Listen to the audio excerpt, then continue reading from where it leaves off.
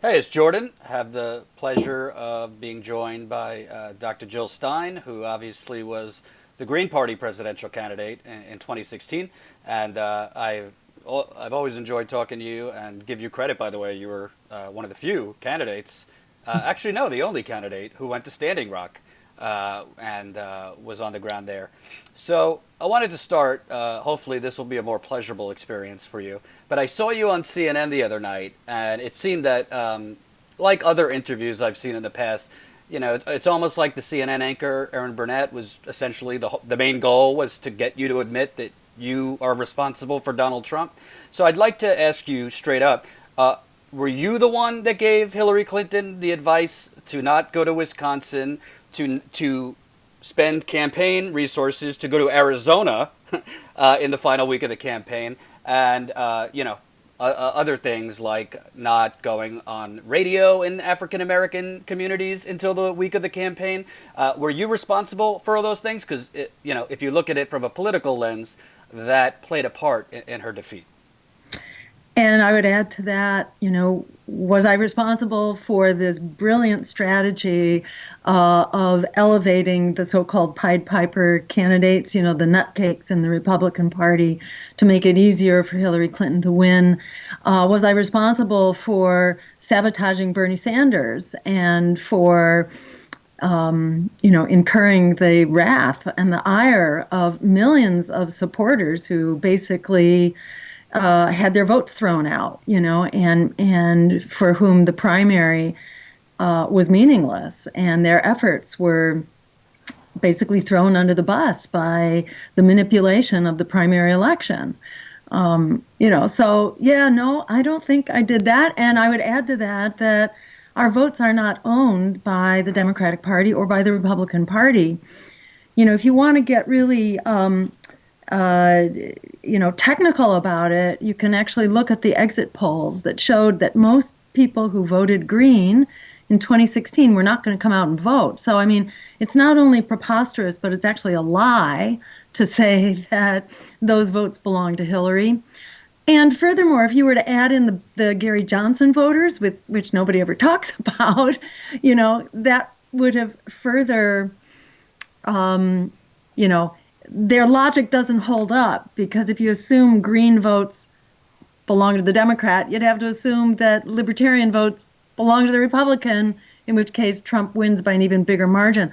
And it's like part of the screwed up logic that tries to get people to, not resist, to basically submit to this very irrational and predatory voting system, a political system that just doesn't make sense, when in fact there's a win-win here. We can actually create a voting system that works for us, that works for everyday working people. And by the way, aside from whatever it was, 1 or 2 million who voted for me, there were 100 million who sat it out.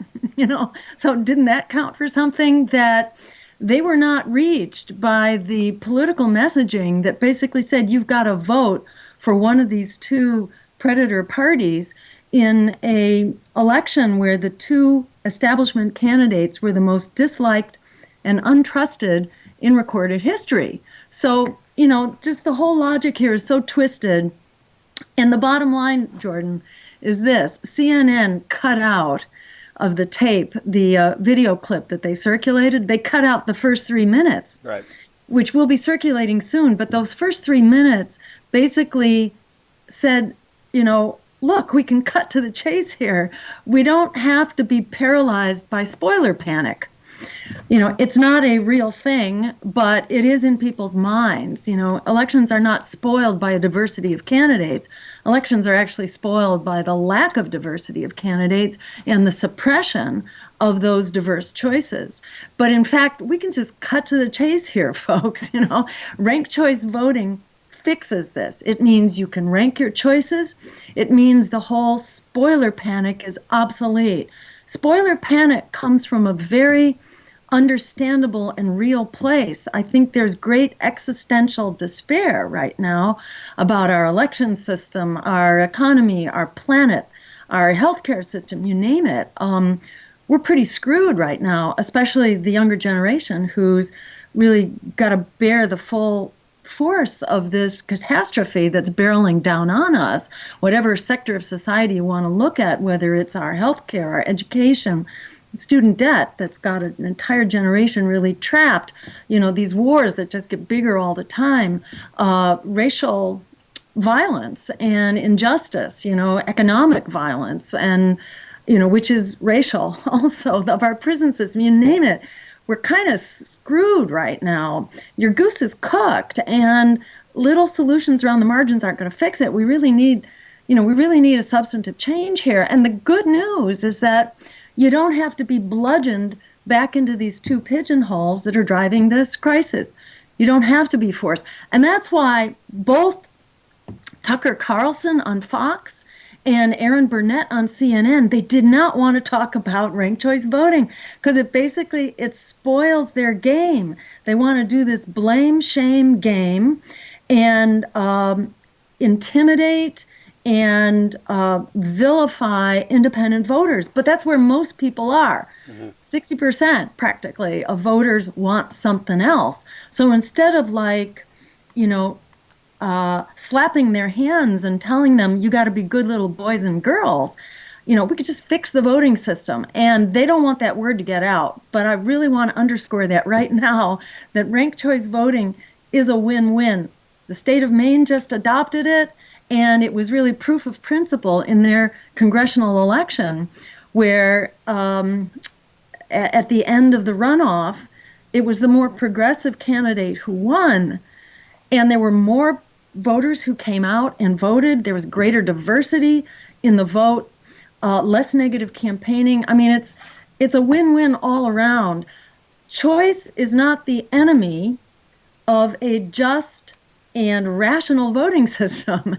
It's really critical for a just and rational voting system. So the name of the game is we got 2 years, and Aaron Burnett tried using that one on me, that, oh no, we got to work with the voting system we have. You can't change it. This is what we got. Well, hello, Aaron Burnett and other apologists for oligarchy. We have 2 years practically before the next election. And if we could pass $1 trillion Wall Street bailout and more, in about 24 hours, I think we can fix our voting system. And the beauty of ranked choice voting is that you don't have to do it in Congress.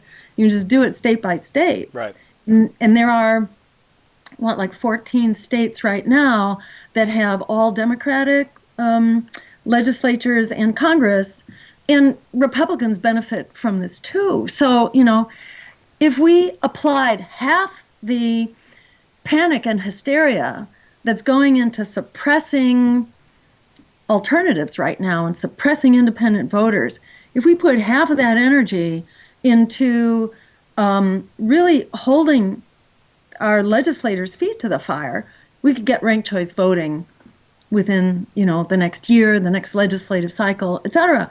We can fix this. So let's put our energy where we can really cure the problem. This is like the win-win that CNN and Fox don't want you to know about. Well, it's interesting you brought up ranked choice voting, because I've mentioned in a lot of my videos, frankly, the Green New Deal, not a new idea. And you and the Green Party, not exactly getting a lot of credit. Now, I know Alexandria Ocasio-Cortez's version, I don't know, it seems a little more vague, might not be the same exact thing, but these ideas, you and the Green Party were shouting from a cave for a long time, and now it's kind of becoming mainstream. So these things can happen when there's organizing behind it, and it forces it into the corporate media. So I'd love to know what you think as far as, A, what I just said, the Green New Deal, but also maybe that's what is necessary to force that discussion of ranked choice voting, which is, more organization, because even in independent media, you don't hear a lot about ranked choice voting. Exactly. There's some really great organizing going on for ranked choice voting right now. And if people follow my social media feed, which is at Dr. Jill Stein, and that's DR, you'll hear about it. There's also a really great organization. There are a number of them, but one in particular called Voter Choice MA, as in Massachusetts, .org. So that's voterchoicema.org.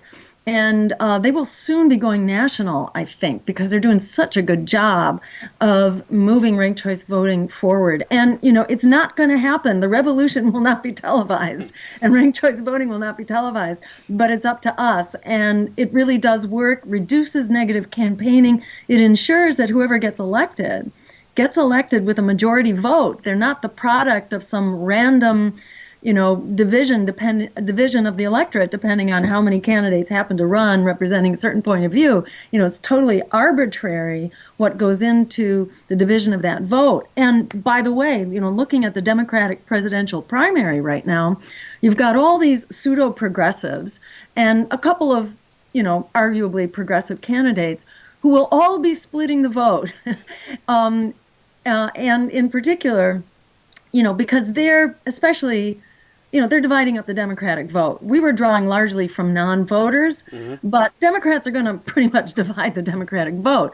So they're going to be splitting it a whole bunch of different ways. Who's going to come out on top? It will be that one or two centrist candidates, Joe Biden or Kamala Harris or whoever's got the money behind them. They're going to go into the second round of voting at the Democratic Convention, which is where the superdelegates get back in. So it's a perfect scenario. And I think, the silencing of ranked choice voting, the silencing of, for example, the green origins of the Green New Deal, this doesn't happen by accident. Right.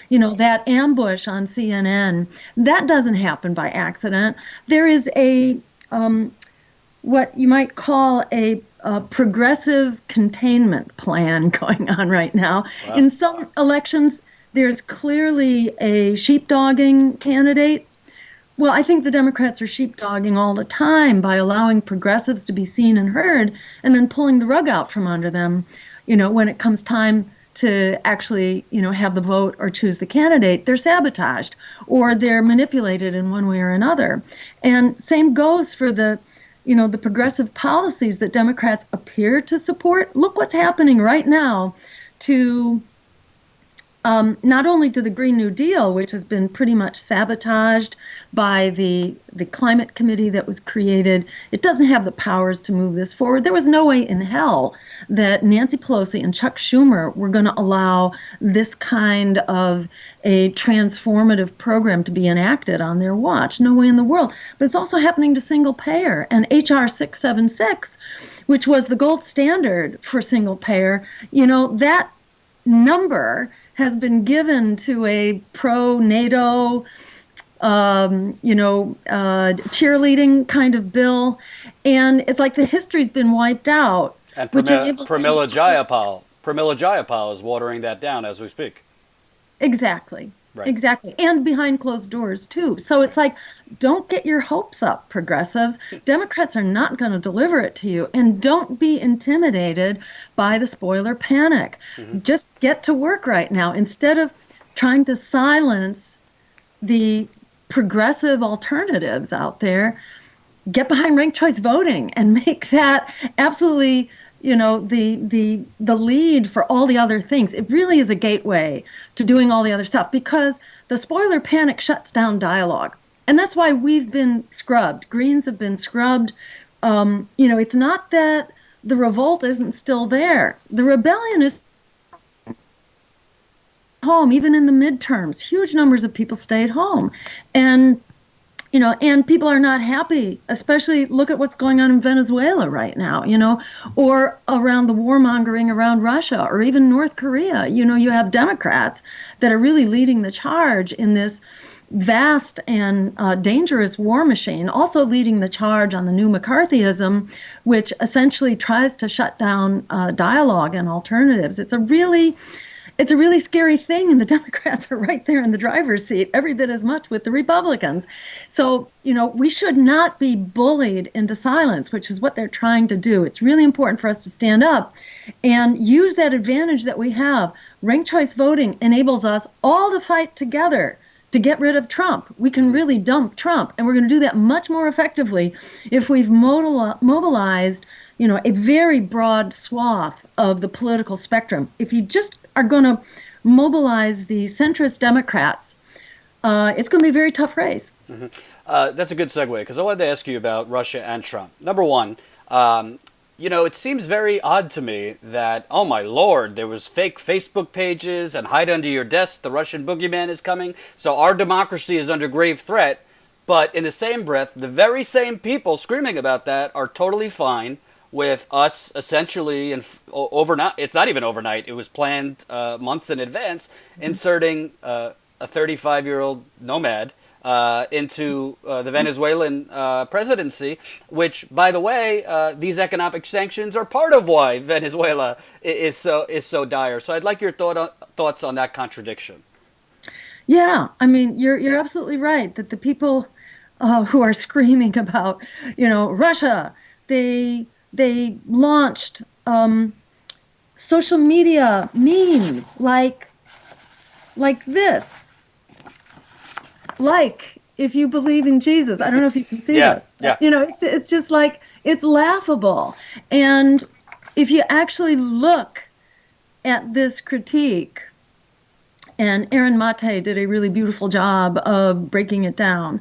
If you actually look at it, most of the postings actually came after the election.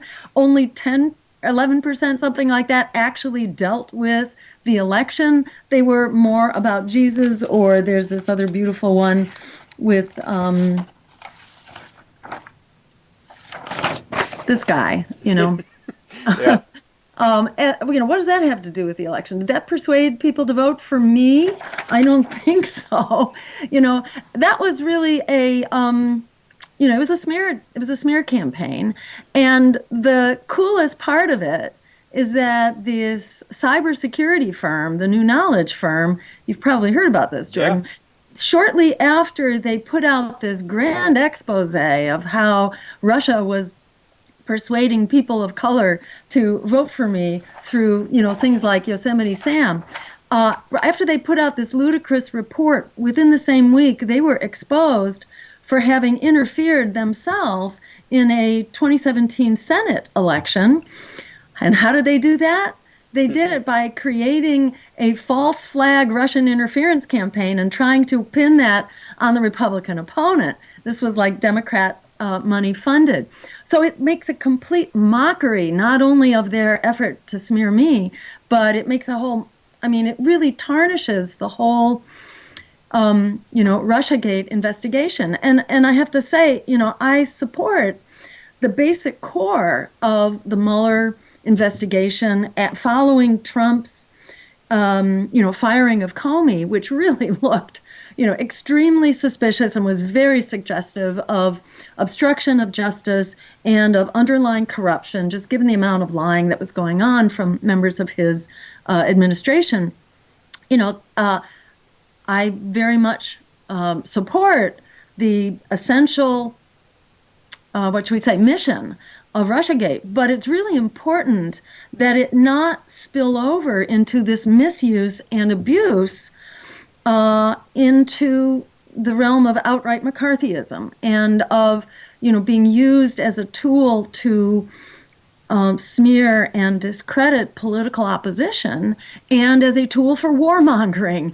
And it's a very fine line between those. And it's really important, I think, that we not, embrace one oversimplified solution or the other. It's not like Russiagate is all wrong, but where it's overextended, and abused, that's really wrong when it spills over into warmongering and this effort to vilify political opposition. And clearly that happened in that particular report and that effort to smear my campaign and the Green Party. Well, I will point out, because obviously CNN has no journalistic ethics, but number one, they should have disclosed that CNN's recent former parent company, Time Warner, was Hillary Clinton's one of her top donors in her career, I think in the top 10. So that might be something you want to tell your audience. But the second thing is, when you brought up the New Knowledge report and they tried to shut you down, the New Knowledge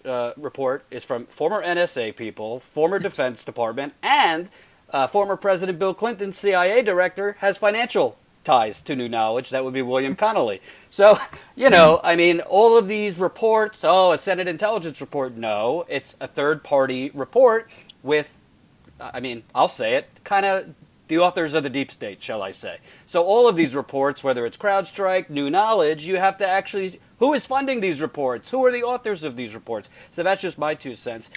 And while you're on it, you can also go back to the origins of the whole, you know, Russiagate proposition with the MI5 agent Steele dossier. Yeah, with the Steele dossier, which had its origins. Actually, it was Republican and then it was Democrat.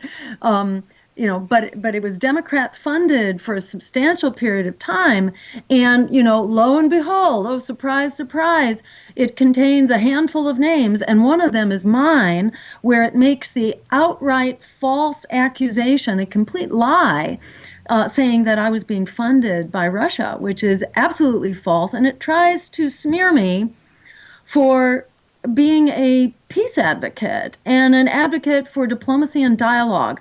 And when I went to Russia, you know, I went there really to promote 3 issues which were fundamental to my campaign. It's not like I was saying this to Russians. In the same trip, I happened to talk also with Jeremy Corbyn and also with the deputy climate negotiator for China at the Paris Climate Accord. So, you know, these are really critical issues that need to be addressed domestically in the U.S., but we also need to address them internationally.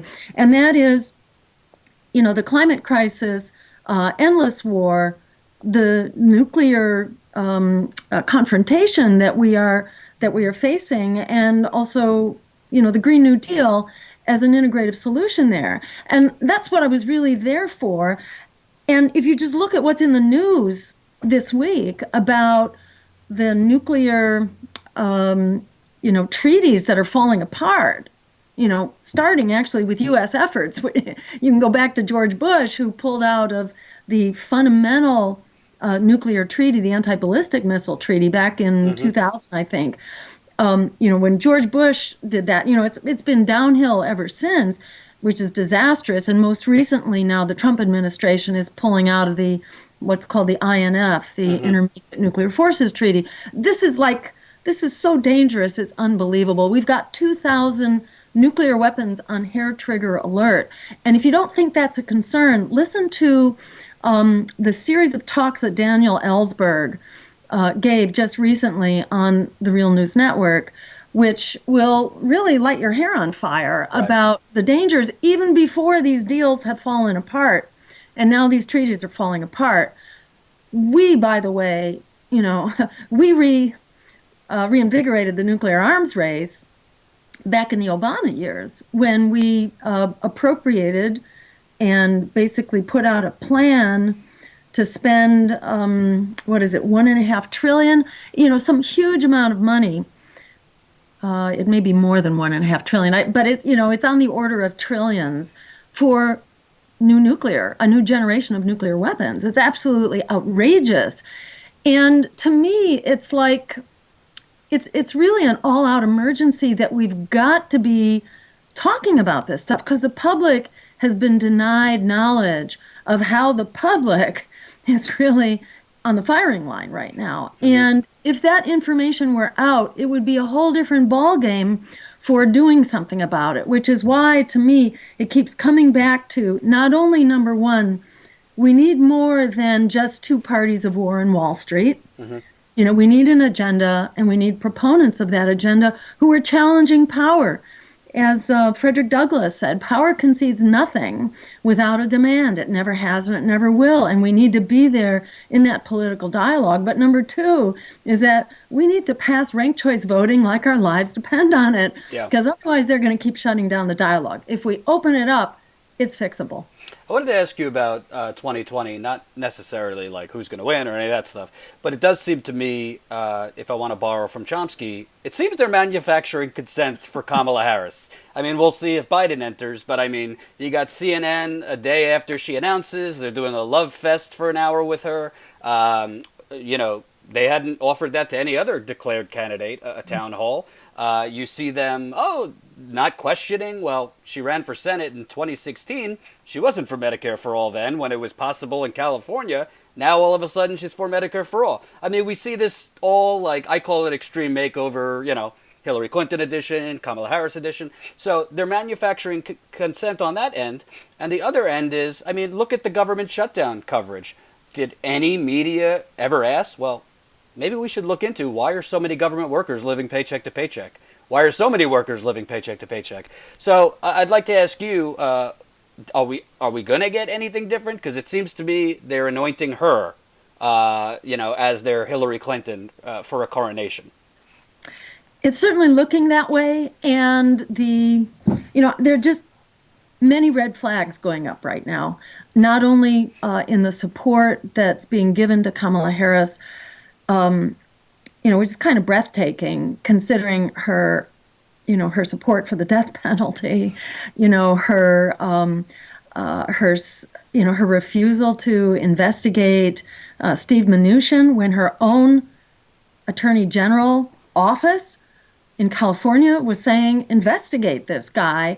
He's got thousands of violations of foreclosure laws and foreclosure protections for, poor people and families and kids. This guy is a real predator, and she shut that down. She refused to proceed with that investigation. Her opposition to allowing out second strike nonviolent drug offenders because she wanted their labor for the prison system. I mean, I'm sort of new to Kamala Harris. To my mind, she hasn't been worthy of following. So I'm just learning about this stuff for the first time, but it's pretty jaw-dropping. And the parallels to Hillary Clinton are disturbing, very disturbing, and don't bode well. If you put that together with the Democrats' rollback of their progressive agenda, with the fact that there was more big money that went into the 2018 midterms than ever, the 40 or so new congressional representatives in the districts that flipped are mostly coming from privileged suburban Republicanoid districts, Right. So this doesn't make for a progressive Democratic Party. And then just look at their appointments between Hakeem Jeffries, who's really a tool of Wall Street and the charter school industry. He's appointed to head of the Democratic Party caucus. Joe Manchin, who's a servant of the fossil fuel industry, is in charge of the Energy Committee. Elliot Engel, who is like the war hawk of war hawks, and where are the Democrats right now? Aside from Ro Khanna and Ilhan Omar, there is a deafening silence going on about Venezuela. Yeah, a couple people put out a tweet or two, but this crisis is evolving and it needs to be resisted vehemently, like now. And I should point out Bernie has not been strong on that either. Hardly. I mean, he did put out one, reasonable tweet, but I haven't seen anything since. And a lot of damage has been done. Where were they on Elliot Abrams' appointment? The appointment of a war criminal to head the Venezuela effort, saying, El Salvador and Guatemala, here we come. This is all about war crimes and death squads, and that's the mind of Elliot Abrams. It's like you have the four horses of the apocalypse, between Trump, Abrams, Bolton, and Pompeo. And it's hard to say that name without saying Pompous. Yeah. Pompeius, it's hard to actually say Pompeo. But this is who's driving policy, and where's the counterweight of this opposition party? Democrats are just not capable of doing it. And Elliot Engel being anything with Venezuela is the equivalent of Dick Cheney being in charge of Standing Rock. I mean, it's just absurd. But I want to ask you also, because to me, in a sane political world, you have Donald Trump. They're focused very much on Russia, but the actual effective and truthful actual strategy is, hey, look around. You see any of these plants opening up? Hey, look around. You see Foxconn, this sweetheart deal that they just gave, I think 4.5 million of taxpayer subsidies in Wisconsin. Now they're suddenly not manufacturing these LS glass things. I mean, there is an economic message against Trump, but I'd love to know what you think. I think the Democrats aren't making it because, well, they're kind of complicit in all these factories being closed. Absolutely. And Foxconn, it's actually billions in subsidies that they've been offered. It's staggering. They then said, well, sorry, we're not gonna actually create the jobs. And now maybe Trump is trying to twist their arms some more. But businesses, especially small businesses, are in absolute crisis, and this has been going on for quite a while. This isn't just a Republican problem. It's been a Republican and a Democratic problem. Yeah, but I mean, to make your point, they're absolutely complicit. There are 30 million Americans that don't have health care at all, any health insurance, and far more who have the insurance but can't afford to use it. And you don't see the Democrats coming out swinging on that either. All they want to do is, let's stay the course. Let's stay the course. Let's just stop the further, collapse of our civil society and our civilization. Yeah, they're totally complicit here, and which is why, to my mind, this keeps coming back to the fact that we need to be politically armed. And in order to be politically armed and actually fight the fight, we have to re-engage dialogue. We've got to neutralize the spoiler panic. Because the minute we neutralize the spoiler panic, it's 60% practically of Americans who are clamoring for another political alternative. And this is why they are working so hard to keep this genie in the bottle right now, because once it's out, their days are numbered. And I just really want to encourage people to adopt a fighting stance. According to the UN, we got 12 years, before the climate is, over the cliff and beyond the pale. And, with this, the deep freeze and the wildfires in Australia right now, it's just a suggestion of what the future looks like, because it's going to keep getting worse day by day, practically. And, people always say, it'll be this horrible by the end of the century. Yeah, but what they don't tell you is that after that, it gets even worse. So they're being gentle in how they're allowing the crisis to be characterized right now. But I don't think that's doing us any favors. Not to recognize that we've got a lethal illness, and it's going to destroy us pretty quickly in the absence of, guess what, our taking power. And guess what, we've got the numbers to take power. And guess what, there's a real route to do it in so many ways. So I just really want to encourage people to, to stand up and fight back and make ranked choice voting happen in your state. It can be pushed through the legislature, and then there are many states that also have, referendum options. Mm-hmm. But, don't let them bully you into submission here, because to submit is to basically lie down on the railroad tracks, and that train is coming fast. We got solutions. They are close at hand, and they're absolutely practical and feasible, and all we got to do is put them on the table, and it's not going to be so hard to mobilize public will, for the kind of change that we really need.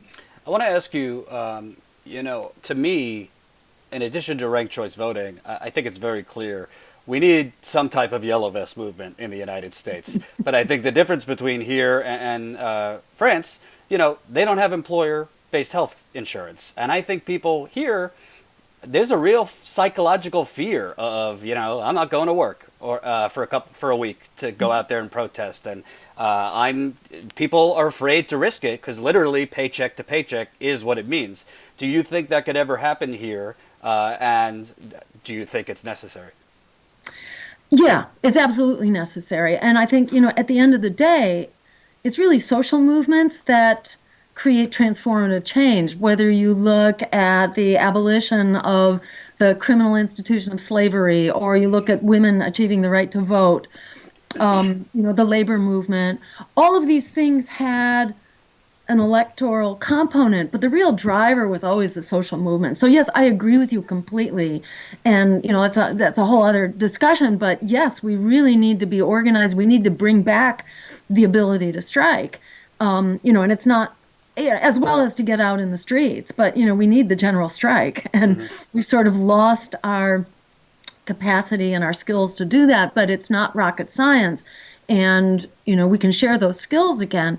That's definitely where we need to go. But I think we're going to go there. I just, the only question is when. People may have health insurance right now, or many people do, but there's so many who can't afford to use it. And, just to look at like our health is crumbling right now. Our lifespan is becoming shorter. In this country alone, we have an epidemic of diseases of despair, and that's especially in communities who are being hit economically right now. So I think people are kind of at the tipping point right now, and it's not going to take that much.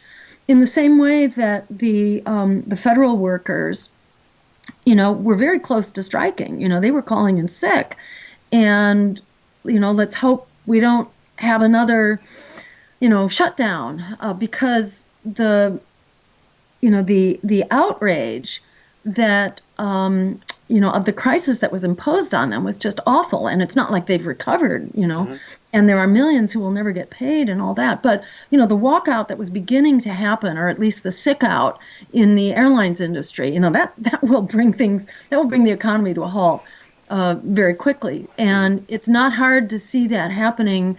Workers, I think, are just being, if you look at the numbers, half of wage earners right now are just barely at the poverty level. They're making like $30,000 a year or less. That's, can't get by on that. It's paycheck to paycheck, but it's barely even that. And people are falling further and further behind. So it's just a question of when this tripwire is going to get kicked. And, there's a very powerful revolt in the making, and I think we need to have a political channel for that revolt as well, and the two together are very powerful. Right. Unstoppable, I think. And my final question, and I demand the truth, can you confirm or deny that you were a part of the evil Russian cabal that Rachel Maddow huffed and puffed about the other night, that Russia could potentially shut down our electricity to kill all the Americans during the polar vortex? In what way would I be a part of that evil cabal? I'm not sure, but put it this way, Michael Flynn, turned state's evidence a long time ago. I think I would have heard from Mueller by now if there was a shred of evidence of my participation in anything untoward. And, I would tell Rachel and the other fearmongers, or McCarthyites, I would say, just go look at my website, because I was, unlike the others who've been accused, I was public in real time about exactly what was going on, what I was saying, who I was meeting with, and there's never been a shred of evidence that any of that has been incomplete or untruthful in any way. I think far from apologizing for promoting peace and diplomacy, I think my role in 2016 should be held up as a model for what the war parties need to be emulating right now, in particular, so that we can have a future we can actually survive in. Yeah, I was saying it in jest because, honestly, watching that segment, I don't know if you saw it, but it reminded me of Glenn Beck with the red phone back in the days on Fox News. I mean, this is the director of national intelligence telling us all in unclassified form, in black and white, China and Russia can do this today, now, whenever they want to. In other words, we're relying on their good graces that they're not. And it is like negative 50 degrees in the Dakotas right now. What would happen if Russia killed the power in Fargo today? Right? What would happen if all the natural gas lines that service Sioux Falls just poofed on the coldest day in recent memory, and it wasn't in our power whether or not to turn them back on? I mean, what would you do if you lost heat indefinitely as the act of a foreign power? on the same day the temperature in your front yard matched the temperature in Antarctica. I mean, what would you and your family do? I don't know if she's acting or really has lost her marbles, but it is beyond the pale. And I will mention one thing that's not brought up a lot in terms of you and this kind of ridiculousness. Why is nobody asking anybody about all these think tanks that are taking money from the UAE and Saudi Arabia and, you know, sitting at dinners with them? I mean, you want to look at Putin versus Crown Prince Mohammed bin Salman, you know, not exactly so starkly different. So it seems amazing to me that it's very much a McCarthyite thing, but other very questionable countries and leaders, that's okay. And in fact, there was evidence of very clear collusion between members of the Trump administration and Israel. Yeah. And in fact, they were lobbying Russia to help, to help basically block a certain vote in the UN Security Council.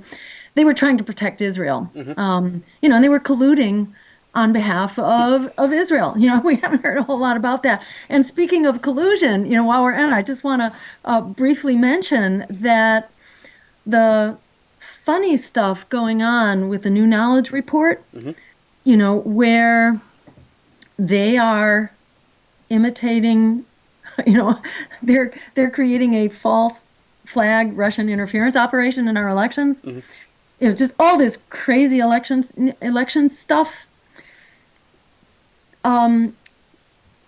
Just with that as a background, Jeremy Corbyn, has been smeared mm-hmm. as a Putin puppet. The stuff that's thrown at me is thrown at a lot of people, and it's generally peace advocates and people from the left who are all getting smeared by this McCarthyite campaign. Well, it turns out that people like the New Knowledge folks are kind of working in coalition. There's a thing called the Integrity Initiative, which turns out to be the force behind the smearing of Jeremy Corbyn. And it is funded by none other than the British military, their intelligence agencies, the U.S. State Department, Facebook, right-wing organizations, and they reach out to media, to big names in media, to academics, and others, and these intelligence professionals to basically orchestrate smear campaigns. So it just, and bear in mind that a couple of years ago, we used to be protected against propaganda here in the U.S. It was against the law to throw propaganda at the American population. That's no longer true. We can be propagandized since like 2013.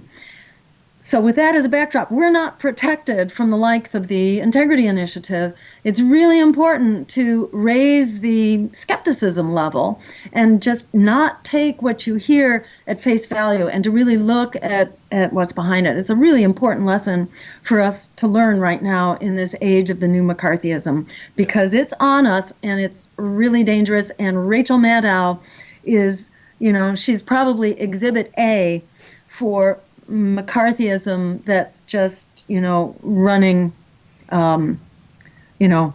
mad right now. Well, I thank you for some common sense and sane talk. I think people should hear more of your message and ranked choice voting, by the way, in corporate channels. But that's why we exist, to kind of try to elevate these topics and discussions. So thanks so much for taking the time. It's really great talking with you, Jordan, and so glad that you are out there just making the truth be heard. So keep up your good work. Thank you. Okay. Take care.